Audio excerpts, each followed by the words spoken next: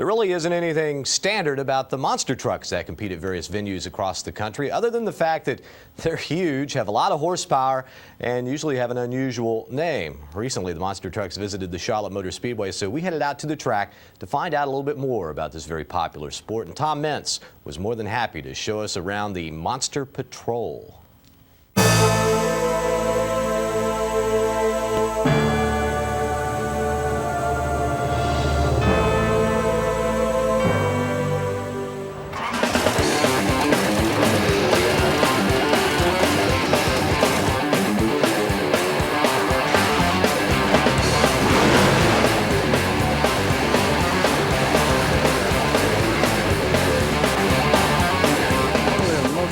Things you might see about a monster truck is if they're sheer size. You know, I'm 6'4", and this tire is quite tall, as you can see.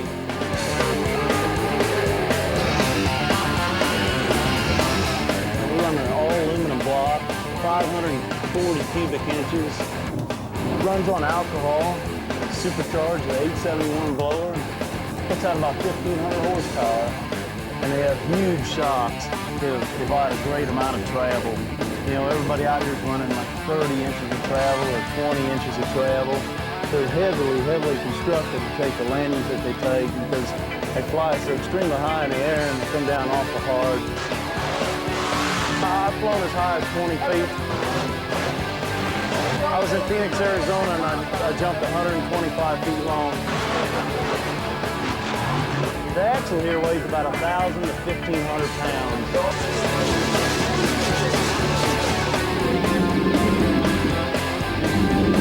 Most of them run the brakes right on the dry shaft. They have driveline braking in order to get enough power to stop the tires.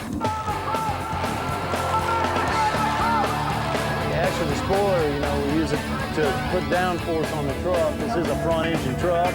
Some of them are rear engine. It's really up to the driver preference. The transfer cases in them aren't like a normal truck. They're more like a specially made transfer case with a quick change gearbox in them, like a sprint car would have. We have front and rear steering in this vehicle, which makes it real unique because you don't really see any other race cars with the front and rear steering.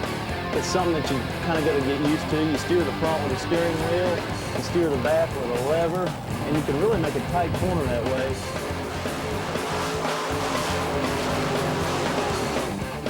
It's got a Lexan firewall where you can see the motor, and you can see out a little bit through the fender wells to give you a little bit better vision while you're racing. You can also see if there's anything going wrong with the engine, such as a fuel leak or a fire.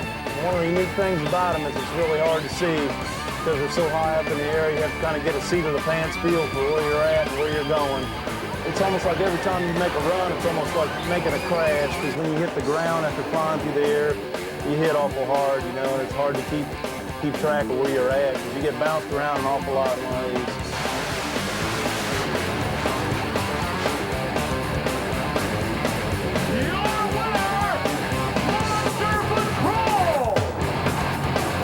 Here's a look at the monster truck specs. Check out the size of the tires. I know he showed you there, but 66 inches tall, 43 inches wide, and each tire cost $1,800. And if you're thinking about putting together a monster truck to terrorize your neighborhood, count on spending about $100 grand. I'd say that's money well spent.